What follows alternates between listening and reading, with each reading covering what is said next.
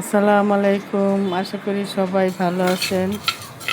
আজকে নতুন করে আরেকটা রেসিপি নিয়ে আসলাম। এটা সবারই পছন্দ, বুড়া বুড়ি পোলা বাচ্চারা সবাই পছন্দ করে কম বেশি, কিন্তু আমি তো ভীষণ পছন্দ করি। আর মানে ফুচকাটা সব কিছু তৈরি করার আগে তৈরি করতে করতে আমরা খাইয়া দাওয়া কমপ্লিট করে নিচ্ছি। এই জন্য ফুচকা খাওয়াটা দেখাইতে পারি নাই, কিন্তু পুরো ভিডিওটা দেখবেন, দেখা কমেন্ট করে জানাবেন। আজকে এই পর্যন্তই, আল্লাহ হাফেজ।